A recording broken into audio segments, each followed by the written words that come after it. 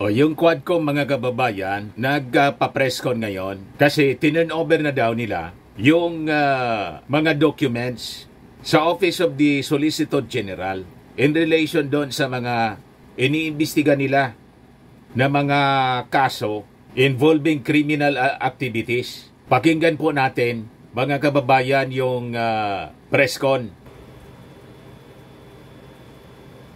The Quadcom will turn over documents pertaining to the land acquisitions and properties believed to be owned, procured, acquired by Chinese nationals. In the course of the investigation of the Committee on Public Accounts and the Committee on Dangerous Drugs, we have discovered that there are several Chinese personalities who acquired thousands of hectares of land in the province of Pampanga. And this was the result, these documents are the findings of the Committee on Public Accounts and the Committee on Dangerous Drugs, where corporations majority owned by Chinese ang na-discover natin that acquired these properties. Tindi po. And now we will the part of the recommendation of the committee is to turn over this the Office of the Solicitor General in order to conduct their own investigation for possible for future proceedings for these properties. Malaki ho ang na-discover dito sa laki ng lupang nabili ng mga Chinese nationals, no? Na alam naman po natin that the Constitution prohibits foreign nationals from acquiring 100% ownership ng ating mga lupa. Grabe po. At ng mga pagtatayo ng mga korporasyon. So, today, as just to let the people know na ito ho ay trabaho ng Quadcom at gusto naming i-emphasize na ang Quadcom ay walang politika kundi trabaho lamang. And that's why we're privileged to have with us today our representatives from the Office of the Solicitor General, Attorney Hermes Ocampo, the Assistant Solicitor General, Attorney Gilbert Medrano, the Assistant Solicitor General, Attorney Neil Lorenzo, the Senior State Prosecutor. So, welcome and thank you for joining us here in this turnover of petition for civil forfeiture sa Office of the Solicitor General. So, ipapakumpiska po. It is over now. Thousands of hectares po. So, kayo po, kailangan makumpiska, maibalik, mga kababayan, mabawi natin. Yan na po, tinurn over na yung mga documents. We will now open the floor for questions from our friends in the media. But before that, please allow me to acknowledge the presence of Congressman Rog Gutierrez, Congressman Paulo Ortega, my co-chair in the Quadcom, Congressman Dan Fernandez, and of course my co-chair, the chair of the Committee on Public Accounts, Congressman Caraps Paduano. So we will now entertain questions. You can ask questions. Yes, Tina? Good morning po, sirs. Sir, can you mention prominent Chinese personalities na involved po dito sa mga documents na turn over po ninyo? Okay, we will ask the chairman of the Committee on Public Accounts the names of the owners of these properties. Good morning, everyone. Anyway, during the last year's hearing, lumabas Si Paduano po. ni a certain in which the Paduano. Bureau confirms that Eddie Taeyang is a Chinese citizen with being a passport holder of a Chinese now in the person of Jia Jingyang. And he was also involved in the sale of properties for Mexico, the LGU of Mexico, Pampanga. and also involved in the corporation, the Empire 999, the Sunflare, and ayun, Mexico 999 and Empire 999 and Sunflare. Edita Yang involved in those corporations. Yung mga Pogo owners po. Well, in fact, it was cited in contempt. I think if my memory serves me right, that was November of last year pa. And until now, he is at large. And having transaction with the LGU of Mexico, Pampanga, particularly during the time of Mayor Tumang. In addition also to the names mentioned by Congressman Paduano, a certain Willie Ong also have acquired hundreds, based on our records, we have 300 land titles registered under his name. Na Macquiao And na po. Mr. Willie Ong has likewise been identified as a Chinese national. So, is a corporation. Pinakyaw na po called yung Empire kalupaan sa 999. Pilipinas. And, Kaya importante there are po also talaga na acquisitions no under his tayo. name. Never So, vote sa mga yan, pro-Chinese, and pro-China then, Tony Yang, politicians po. the brother of, Ipapahamak Michael po Yang. yung ating bansa, yung ating national security. Sir, Baka can you give mawala us na tayo an po estimate kung ng gaano mga kalupaan kalaki dito. yung Kanila na halaga lahat. ng mga nabili ng Chinese nationals? As of now, we cannot yet, of course, the actual yung worth ng properties, no? But thousands of hectares po ang involved dito. Thousands? And what is prominent is the corporations, no? That was owned Chinese All national. over the country po siya. Nationals. Luzon, Yung Visayas, Empire and 999 Mindanao. po, aside from Flare, at saka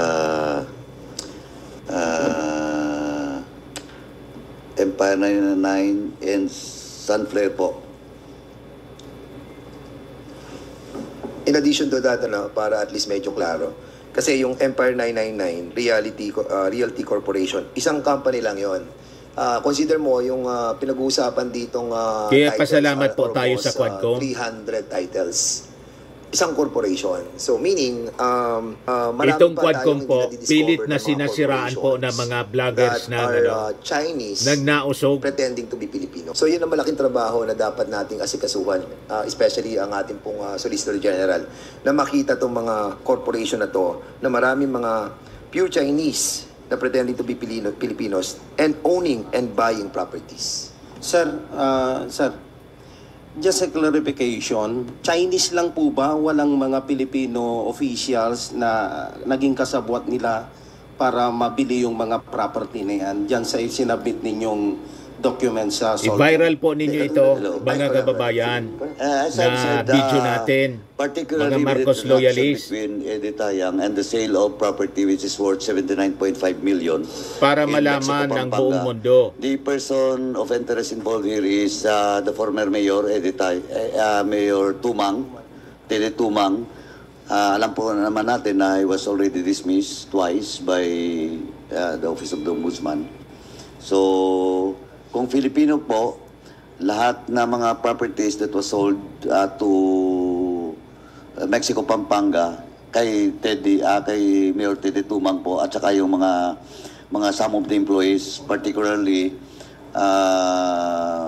Roy Gomez, no, is involved and until now also at large. And doon po sa sale ng property with regards to the warehouse that where the Shabu was discovered doon po sa Mexico. Ang involved din po dito yung kapatid ni Mayor Tumang at the same time si Mayor Tumang po. May on the local sale of that official? property with regards to that warehouse. Nakipagsabuatan So those are the Filipinos which is in collusion with these Chinese nationals. I think let me emphasize also na ito sila ay nagpanggap ng mga Pilipino. Gumamit sila ng mga peke at mga spurious na mga dokumento na magpapatunay na sila ay mga Pilipino. until after we have discovered na sila po ay mga Chinese nationals. Meron din po sila mga ginamit na mga dummies, no? Na mga Filipino, apparently Filipino-Chinese. No, nandyan ho yan sa ating mga listahan. So makikita po natin na ito ay panlilin lang, no, sa atin, no, dahil talagang gumamit sila ng mga dokumentong pagpapanggap na sila ay mga Pilipino.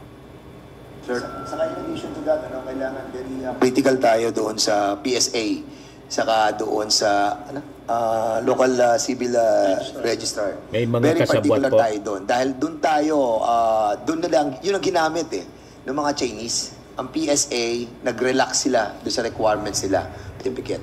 Malamang bribe po, also doon sa sinuhulan. mga civil Mahilig registrar. sila sa Kaya, suhol yun nga, sana mga Solicitor General have to look deeper doon sa problem ng PSA sa local civil registrar. Sir. Ay. Of course, we would like to acknowledge also the presence of our overall Vice Chair, Congressman Romiaco. Good morning, Chairman. Yes, Mela. Sir, tanong ko lang po, from the side of Office of the Solicitor General, ano pong masasabi nyo dito sa mga itinurn over na dokumento ng Quadcom at moving forward, ano po ba yung magiging proseso nyo rito?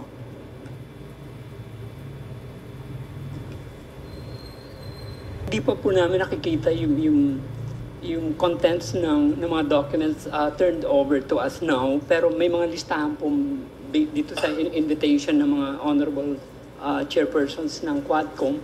Aaralin po namin to. Pero initially po, eto po kasi yung mga possible na actions that may be filed by the OSG with the coordination of the pertinent government agencies, for example, sa civil forfeiture of the assets acquired of this Chinese.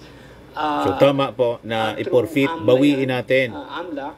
And eto rin for the reversion and or escheat proceedings to recover yung mga fraudulently acquired real estate by this Chinese. Pero eto po, aaralan namin mabuti kung ano yung real status of these lands now. Whether or not in the meantime, these lands have been transferred to qualified Filipino individuals or entities, in which case, jurisprudentially, the constitutional defect is deemed cured. So, ang kwan lang nito, if the real estate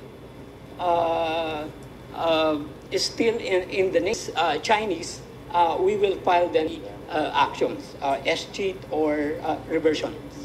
Then, kung eto po pag nasa pangalan na to ng mga Filipino individuals, Nagfiesta yung mga Chinese sa atin po. Yan, pero subject po sa possible administrative or criminal actions yung mga involved, including mga government officials, if there's any. Sir, Yun lang. Sir, may dalawang tanong lang po ako. No? Yung unang-una ay ilang mga Chinese po yung nasa listahan ho natin na binigay po natin dyan sa G. Pangalawa, pwede ho bang pakidescribe kung itong binabanggit ho na mga lupain o property? Gamitin na lang po sa agriculture kung mga o lungsod sa laki ng mga property na pinag-uusapan. Rice field siguro yung iba. Ang aming thousands of hectares itong nandito, we do not have the final figure, pero kung babasihan natin yung number ng titulo na na-acquire, no, na ilipat sa pangalan ng Chinese national o hindi kaya doon sa kanyang korporasyon na nirehistro, lumalabas ito, umaabot to sa mga 300 hanggang 400 na titulo. Matindi. So if you estimate that each title would have at least a hectare of land, so doon lang sa isang tao, sa isang korporasyon, meron na silang estimated 4 hanggang 500 hektaryang lupa. Matindi. Sa isang kumpanya Asyenda lamang po. yun. So tama yung sinabi ni Ocampo Asyenda. that they will Napakaraming study this, kalupaan. the escheat, Magagamit natin proceedings. ito sa Kasi food if security. ever we recover this, it has Kasi to yung be iba po recovered na mga in favor of Chinese the national engaged in government. agriculture, Kasi nga, rice merong mill. fraud na nangyayari. Bumili sila ng lupa, all these properties are fraudulently acquired. I don't know kung ano yung purpose. Yung iba, ang ginawa nila, nagtayo sila ng mga warehouses, nagtayo sila ng ibang negosyo, and possibly, no, kung nakalusot ito, baka nagkaroon na naman ng Pogo Hub dyan sa mga lugar na yan. And siguro in addition, Mr. Chairman, kasi we have to be expedite yung lahat ng issues pertaining to the properties that were owned by the Chinese people pretending to be Filipinos. Si Secretary Lucas Bersamin issued a preservation asset na kung saan doon sa asset preservation doon sa Banban, na kung saan nakapreserve yung asset po nila para hindi na mabenta. Now, sana yun, nire-request natin sa Solicitor General to coordinate with the Executive Secretary in order to have to issue agad yung ating asset of preservation while they are doing yung mga documentary documents that need to be to makapag buti na lang talaga ang nanalo bilang Pangulo ay ating pinakamamahal na PBBM. Secretary Lucas Bersamin magawa din po ng ating Solicitor General. Chairman? Yes, anyway, doon po sa number of Chinese personalities involved, ang most prominent, of course, is Eddie Tayang and Willie Ong. But in those corporations mentioned, particularly Sunflare, which is based in San Simon, Pampanga, and Empire 999, which is based in Mexico, Pampanga, if not all, most of those incorporators are Chinese. Now, in the case of properties, sabi nga ni OSG kanina, na-cured, there are one case, isang case po, property of Eddie Tayang, in which it was claimed to be his residence in Mexico, Pampanga, and it was bought by a certain Rodingo. But when he was invited during the hearing, in good faith, he bought that property, and he's very much willing to cooperate po doon sa process, legal process with regards to those properties. Isang property lang naman po yun. And we hope that some of those properties are still nakabitin po. That's why we have to move fast so that all those properties will be reverted back to the government. Thank you po. Okay, we'd like to acknowledge also the presence of our Deputy Speaker, J.J. Suarez. Good morning. DSJJ. Yung mga magigiting nating congressmen, dapat ito yung maging senador po someday. Yung mode ng pagbili ng mga properties na yan, paano ang natuklasan ba ng Quadcom through money laundering, cash ba yan na binayaran, yung pera ba galing sa proceeds ng drugs, paano?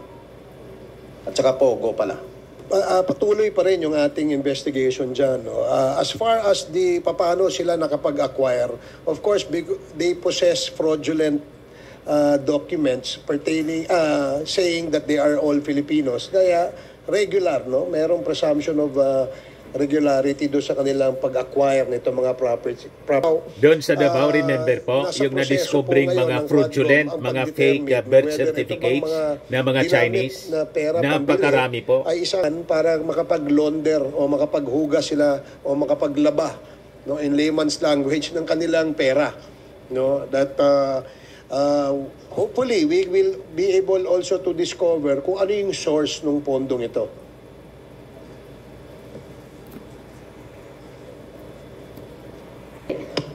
Kung tanong ko lang, sakaling magsusulong tayo ng panukalang batas, ano po ba ang nais nating isulong ng Quadcom, especially dito sa pag-acquire ng napakaraming mga land titles ng mga foreigners? And then, ano po ba yung pananagutan ng PSA, lapses, dahil nga nabibigyan kaagad ng mga birth certificate po itong mga banyaga? Thank you.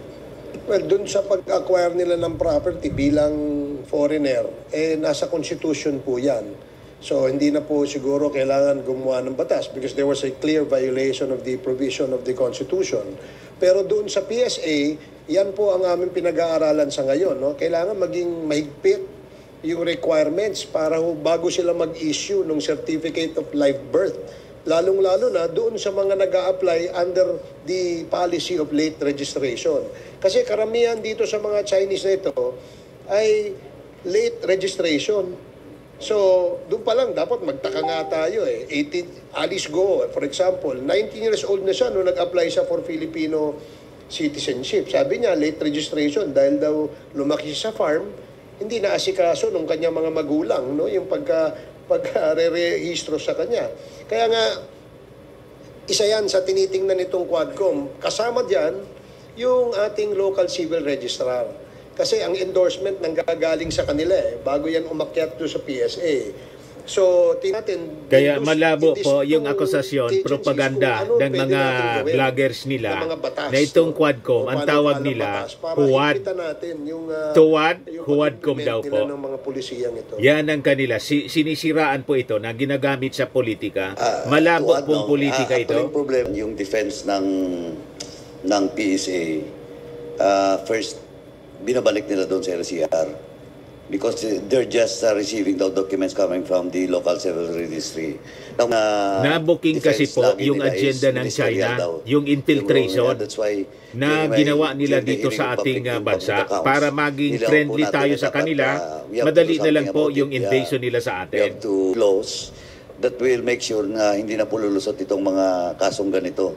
Not only Alice Go, in the case of Edita Yang, kalaya mo, 1983 siya pinanganak, yung registration na dito as a Filipino citizen after 23 years o 21 years, 2004.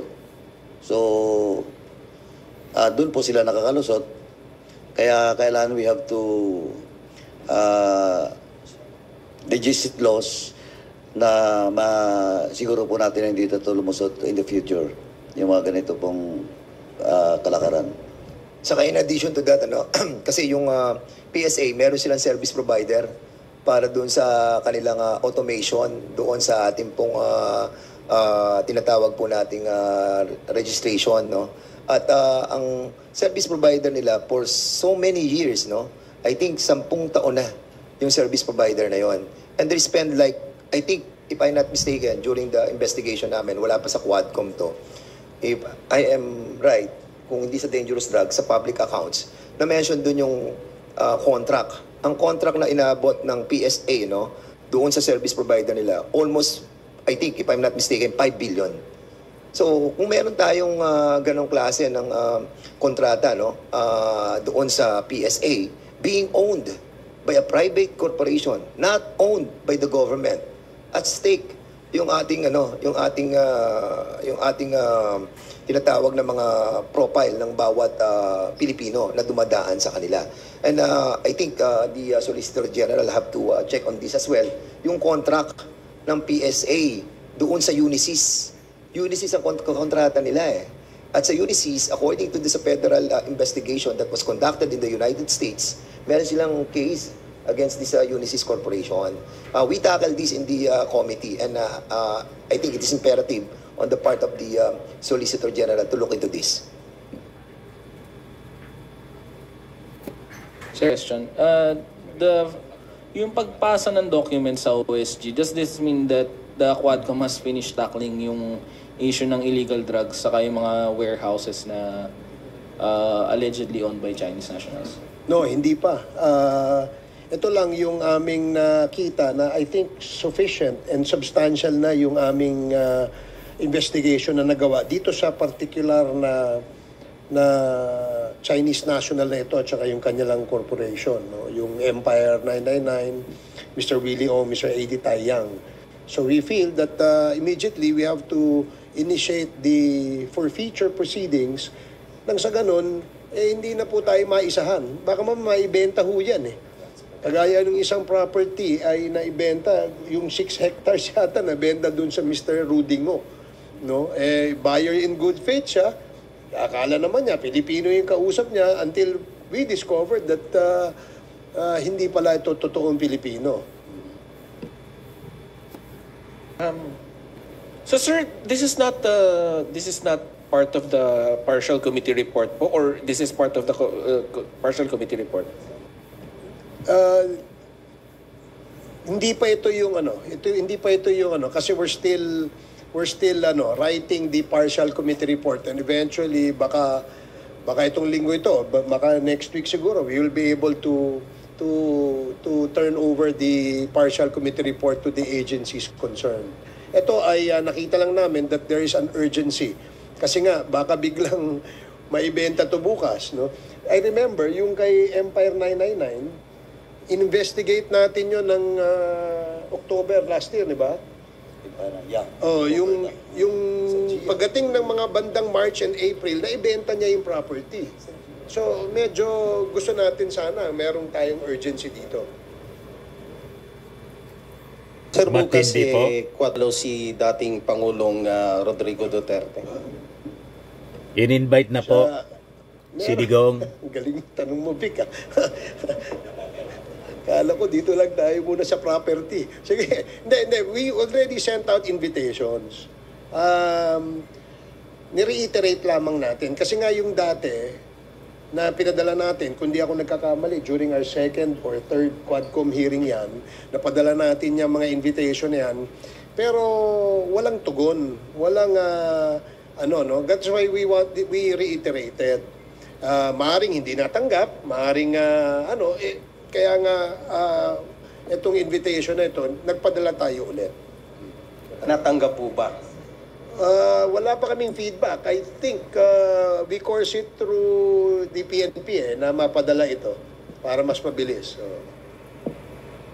Diretso na pong i-content. Okay. Tapos sunod, i-wanted. Itulad po ni itulad po kay kay tawag dito. On another topic, itulad kay Attorney Harry Roque. President over the week and ilan po sa mga House leaders natin na nagpahayag ng kanilang pagkabahala sa ilang Inday mga statement na binitawan yung ng ating Vice Presidente. pag Any comments meltdown or reaction po on this one, sir? Thank you. Wala ko.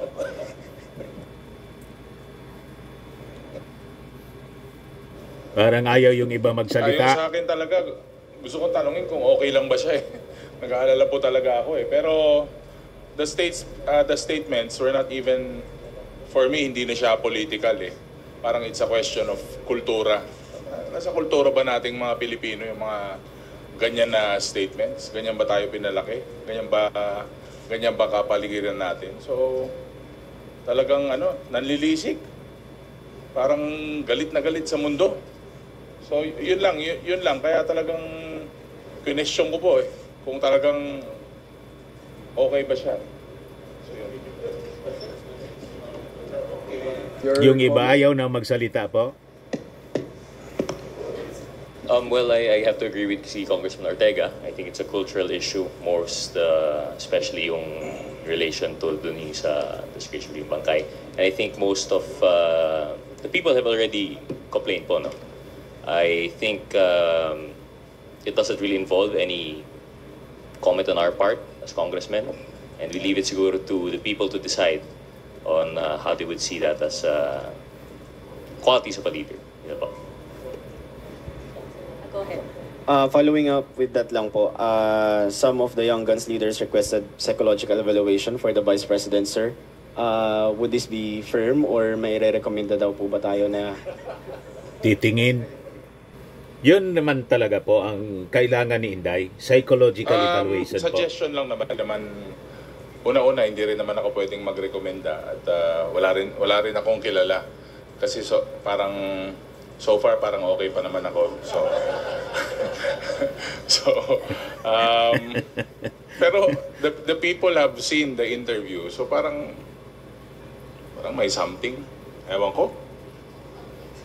Oo. Klarado naman po. Parang punong-puno ng galit. Mental, may mental problem si Inday po. Sa ating mga pahayagan. Para talagang parang hindi ko alam kung may meltdown o may problema na nangyayari right before our eyes during the press ko. Sir?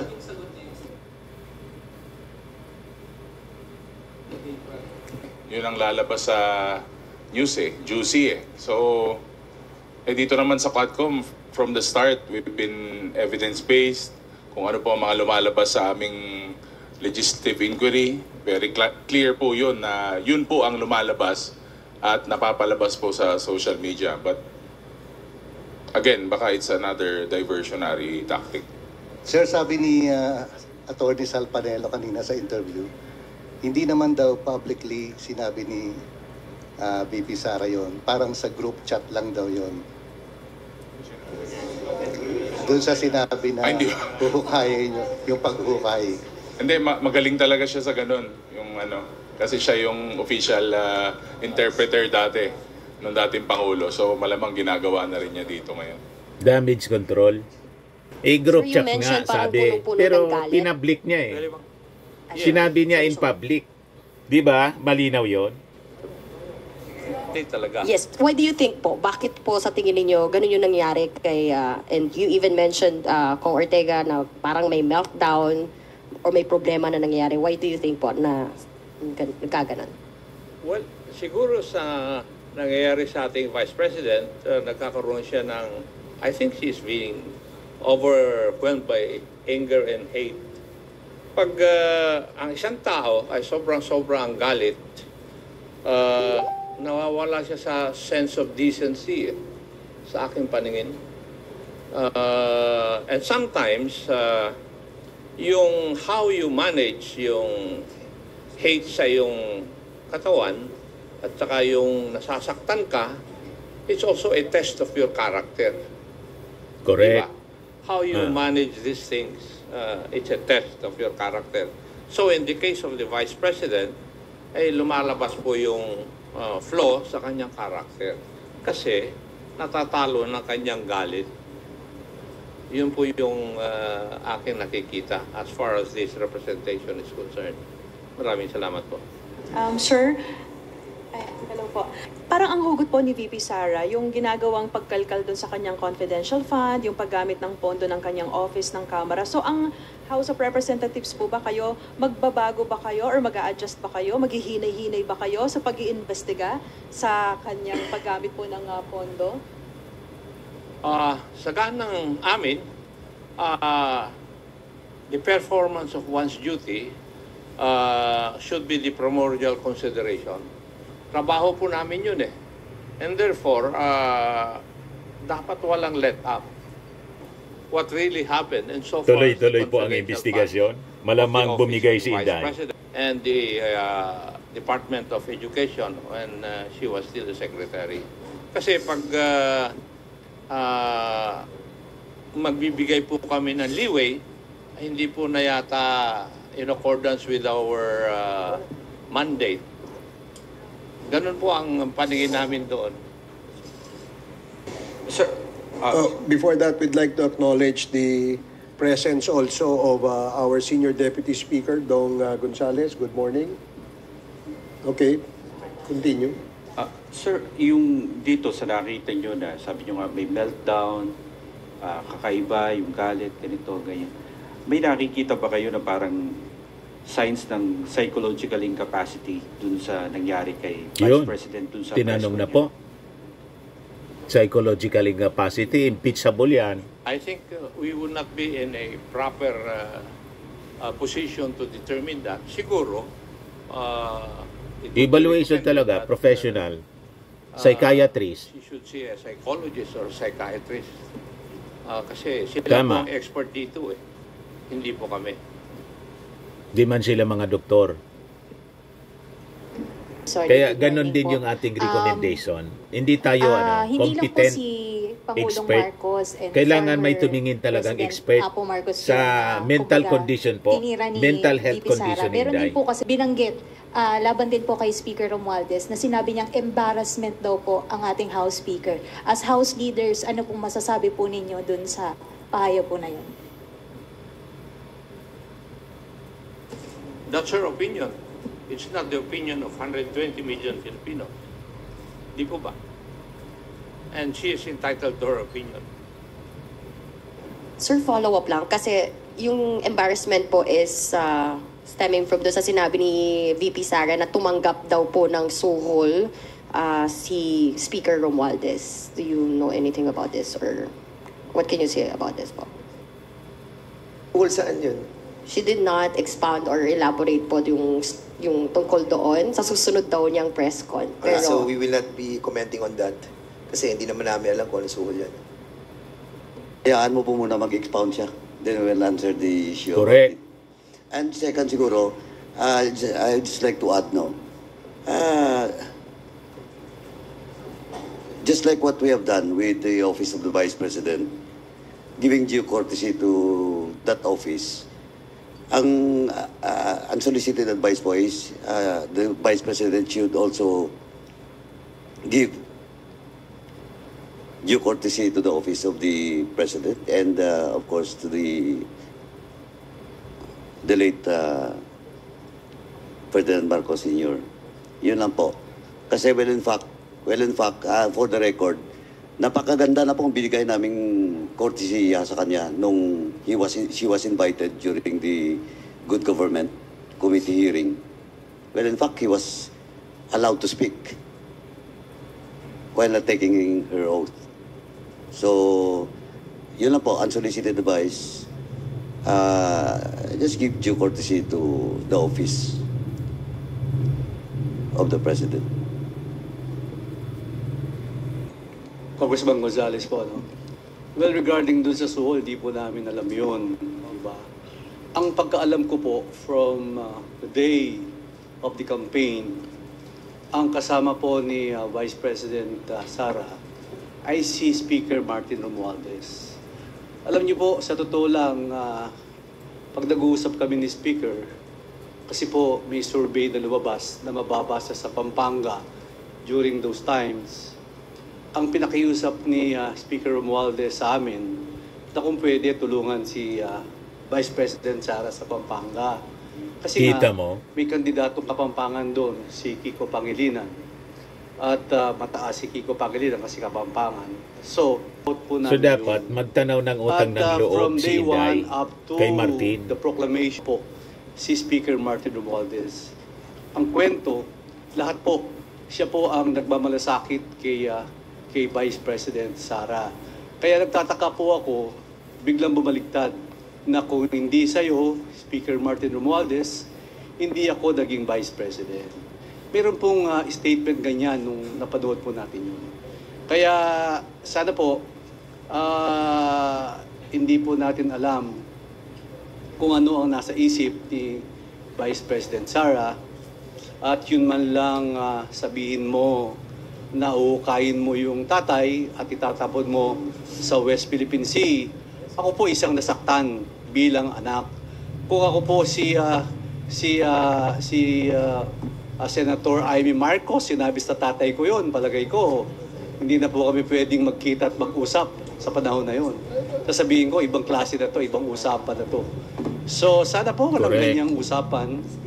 So, at, napaka yung ganyang, haba ng pasensya ng mga Marcos po? Mga salita, pag umiinom sa kanto, sa barangay, paglasing na, biruan lang yun, di ba? Pero walang ganyang, parang wala pong ganyan. Medyo, ako po, honestly, after yung press conference niya, meron po, nasa palasyo po ako, birthday po ni E.S. Bersamin. Pero gusto kong sabihin sa presidente, pero hindi ko po nasabi, kasi baka ayaw po niyang marinig yun. Pero deep inside in my heart, ako po talaga nasaktan doon sa sinabi niya. Because I'm also, anak po ako eh. Hindi na po ako makakakita ng tatay. Isa lang po ang tatay ko. Tapos sasabihin ko sa tatay ko yun, hukayin niya. At itatapon niya. Ay, palagay ko napakasakit po noon. So bilang isang batang pinalaki kailangan sa talagang maayos, psychological evaluation si Inday. Baka makapanakit po. Salamat po. Thank you. I would like to acknowledge also the presence of the chairman of the Committee on Human Rights, our co-chair sa Quadcom, Congressman Benny Abante. Ito, Pastor, ito. Pakinggan natin siguro si sinabi po ni Benny SDS, Abante. Alam nyo, kahit pagbalik-balik na din natin ang mundo, yung ating pong former president, si Ferdinand Marcos Sr., malaki po nagawa niya sa bansang Pilipinas. Kahit sabihin na natin na inakusahan siya na diktador, at napatalsik siya ng ating pong mga kababayan.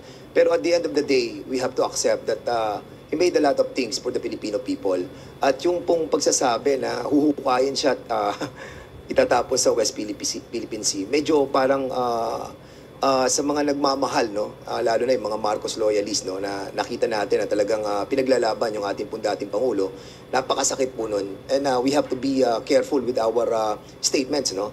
Kasi hahabulin tayo ng panahon at pagkakataon. Like for example, yung ginagawa po na statements ng ating pong dating Pangulo, si Rodrigo Roa Duterte, ngayon hinahabol na po siya ng sitwasyon. We hope that this will not happen to the Vice President. But definitely, somebody might file a case against her. At nobody can prevent that dahil nga wala namang immunity ang ating pong Vice President. Masakit po yung mga ganitong klaseng salita na hindi violation daw po ng revised penal code, sabi ni Rimulya. Sir, clarification on the invitation kay former President Duterte. 18 pa po yun, October 18, yung reiteration ng invitation ninyo. Meron na po bang feedback from the PNP kung na-deliver man lang po doon sa bahay itong, at may nag-receive nitong invitation? And second question, kung meron ding reiteration ng invitation kina Senator Bongo and Senator De La Rosa? Well, kasi dun sa previous invitation that we sent, I think, kundi nga ako nagkakamali, during the second or third Quadcom hearing yon, open-ended yon until we conduct these hearings. Open invitation po yung aming invitation.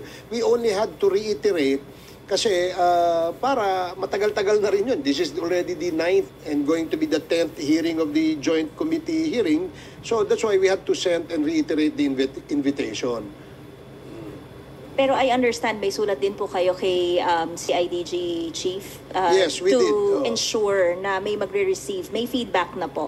As we speak, wala pa. Wala pa kaming nakukuhang feedback. But we had to course it through the PNP kasi sila ho'y nakakalam ng address doon sa area. And we always do that naman every time we send out invitations to personalities outside of Metro Manila.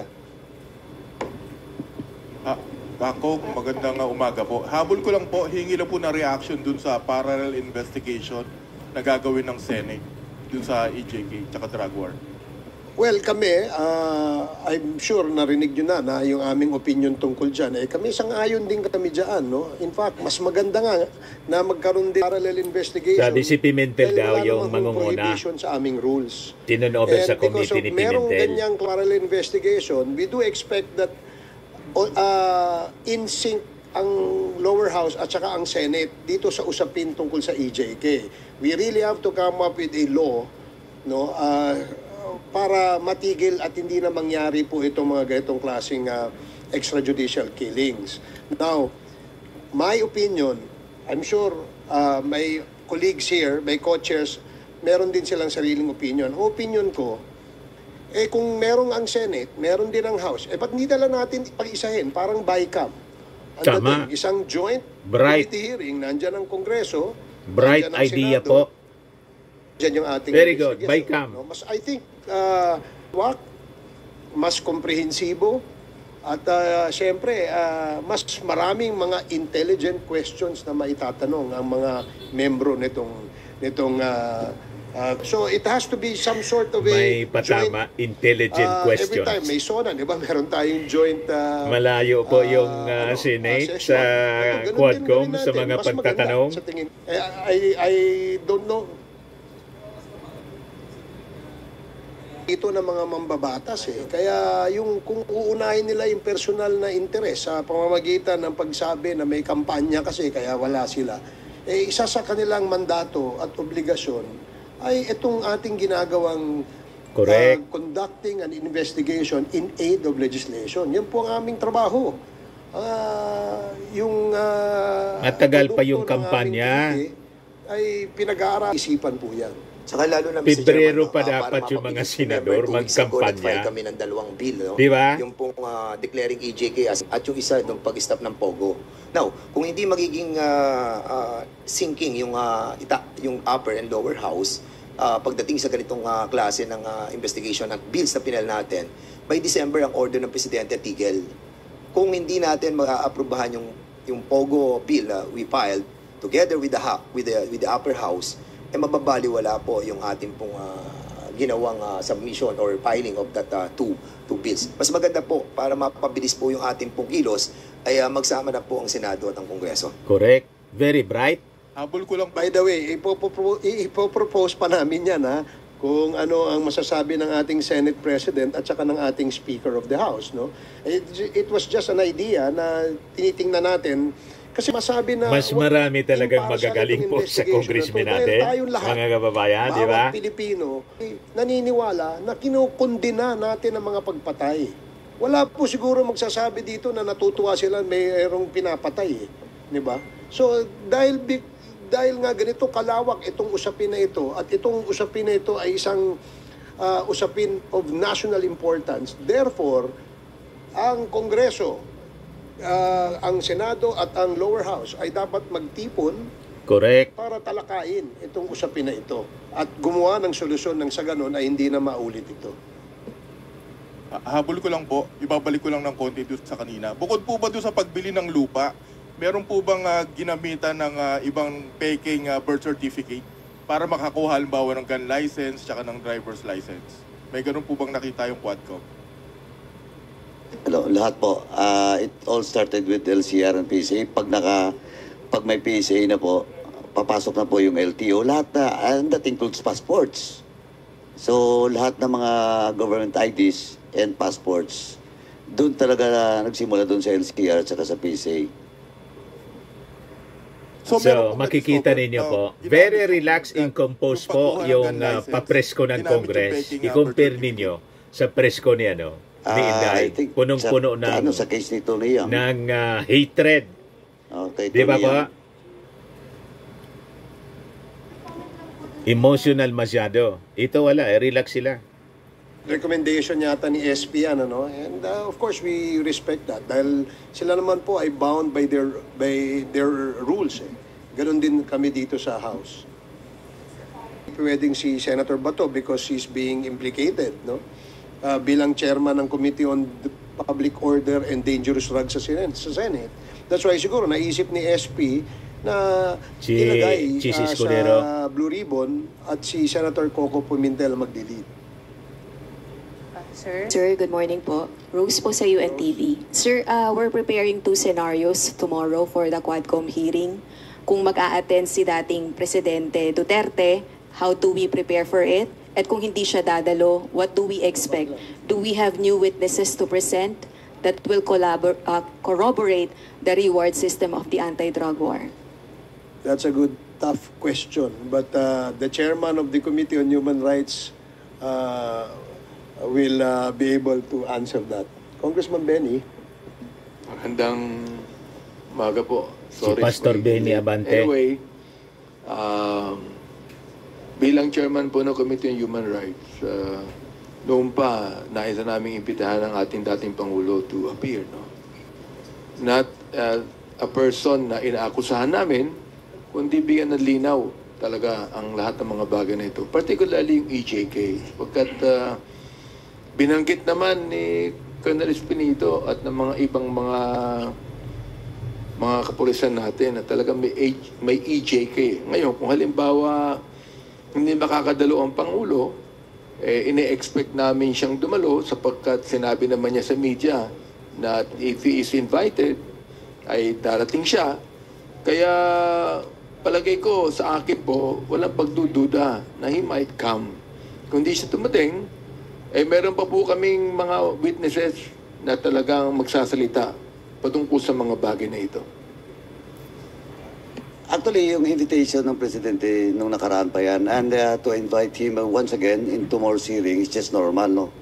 He's just one of the resource person that was invited in previous hearing. Now, kung question of preparations with regards to proceedings, I think yung preparation is still normal because we treat the former President as one of the resource person that will shed light on the issue of AJK.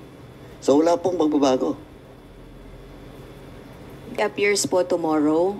Ano po yung security na ipapatupad po natin? And will he get the first part of the hearings? Siya po ba muna yung pagsasalitain po natin? And what questions we will ask? First, question of security, that's not us but the Sergeant at Arms, in coordination with the PNP. Second, if he will be the first or the last or in the middle. Sabi ko na nga, we will treat him as part of the resource person. So depende po yan sa mga members na magtatanong. And third question of what are those questions, let us see tomorrow what will happen during the hearing. Dagdagan ko lang din na of course we will afford him the courtesy due to a former president. Alam niyo naman dito sa Quadcom, nirerespeto naman natin yung rights ng ating mga resource persons at ng ating mga witnesses. Taliwas diyan sa iniisip ng iba sa pagbabati ko sa amin na we do not daw respect the individual rights of our witnesses as well as our resource persons. Of course, they have all the right that